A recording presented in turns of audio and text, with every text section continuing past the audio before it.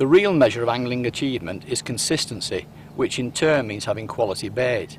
The most consistent bait when it comes to the premier species such as cod, smoothhounds and bass has to be peeler crab. So much so that some boat anglers, and particularly those fishing matches, would feel themselves at a distinct disadvantage if they didn't have crab on board. This is Highlander, a Warrior 175 run by Scottish international boat angler Mick Duff and his crewman John Greenfield, both members of World Boat Angling Club. Today we're out on a pleasure trip on a chilly, gloomy day in June to take a look at what the outer Mersey has to offer over the summer months.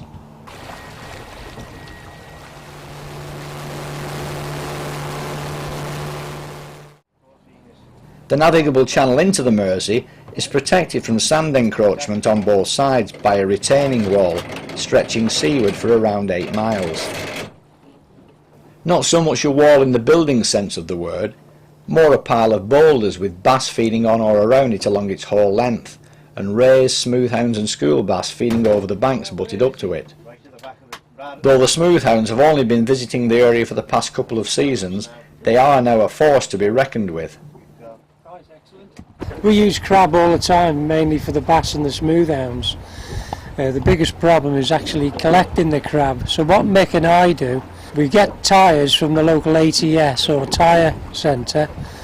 We cut a hole in the side wall, 2 holes, carry them down to the water's edge, rope them all together, stake them down, and the crabs, they're quite vulnerable when they're peeling, so they climb inside the tyres, and then we go down at low water and we put our hands in the tyres and get the crabs out.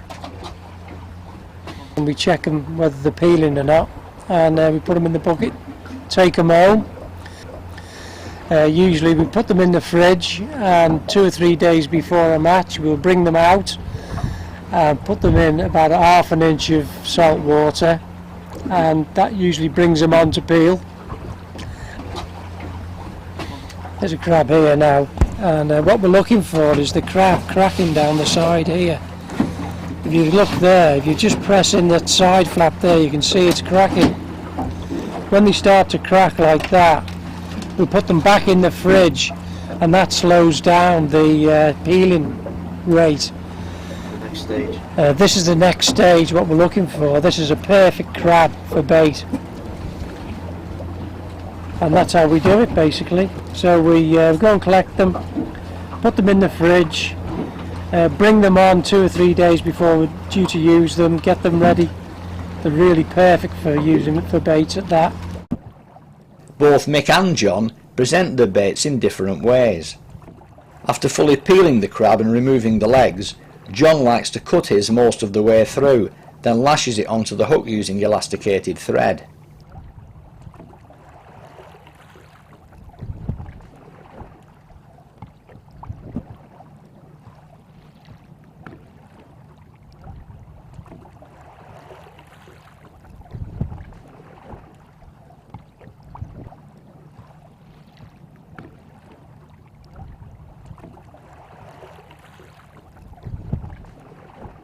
Mick, on the other hand, doesn't always bother with the thread, and sometimes doesn't bother to cut it either, and may even leave some of the legs in place as anchor points for the hook.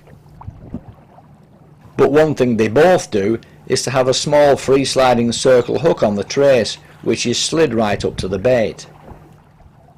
A couple of wraps of mono then holds it in place, after which it's nicked into the top of the crab. I was amazed at just how many of the fish came in held just by this small bonus hook.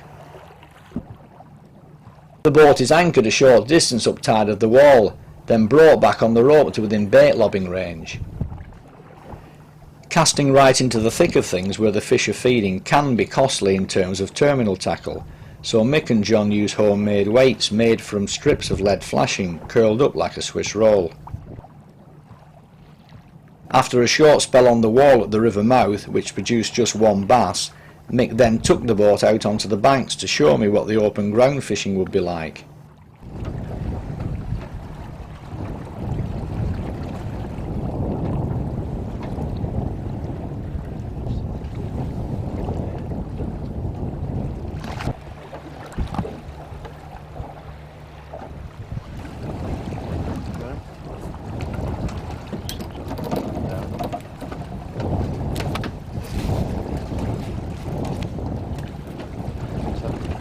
See what I mean? That little hook again. Little circle hook in the edge. Small thorn back.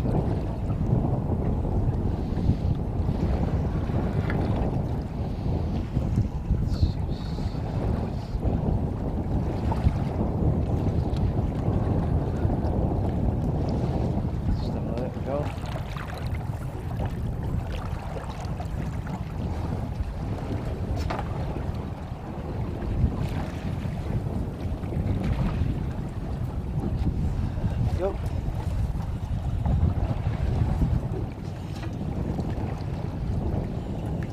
Just hooked in the corner, as it's supposed to be. Alright. Just there we go.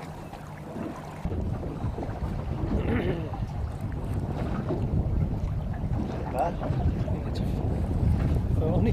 Fall back.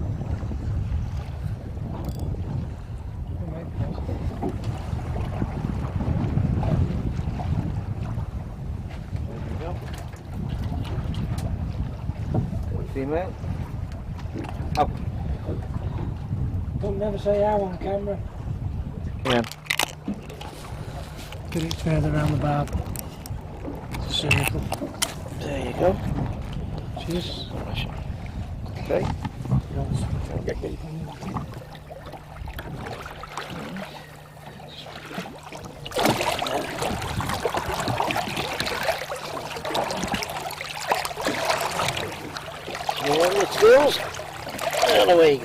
For the final leg of the trip, we move right out to the widest part of the wall.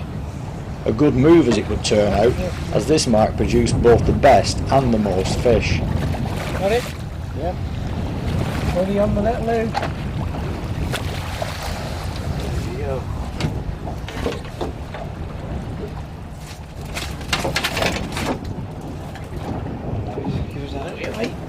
There you go, Mick, look at that. See what we mean by that small hook? Yeah. Tiny little hook. That was a tiny,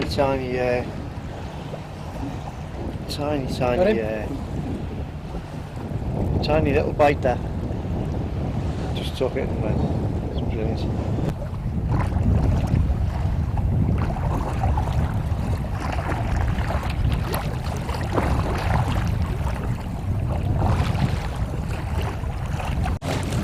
Come on then.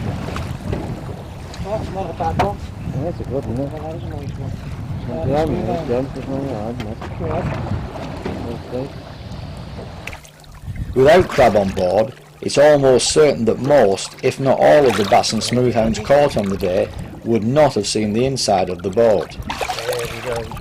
When a crab comes too big for its shell, it grows a new soft leathery skin beneath the old outer shell, then takes on water to split the seams either side just above the legs and around the back. It then climbs out, leaving the old empty shell behind. This is the only time a female can mate, and as soon as a new shell hardens, a large clump of fertilised eggs will be deposited beneath her under flap. To check if a crab is about to peel, break the tip segment off one of the legs. If a new soft leathery leg appears, pop the crab into the bait bucket. If, on the other hand, a short length of white sinew appears, the crab is not going through the peeling process, so let it go. Immediately a crab sheds its shell, it again takes on water to expand its body size by up to 30%. The new shell then progressively hardens over the next several days, during which time the crab is vulnerable to attack. Soft crabs also make excellent bait for smoothhounds and bass.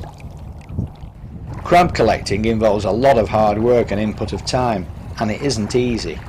But the best things in life seldom are, and as this short film hopefully shows, the rewards are there for all to see. Just show you this small hoop. And we found it's worked quite well for us.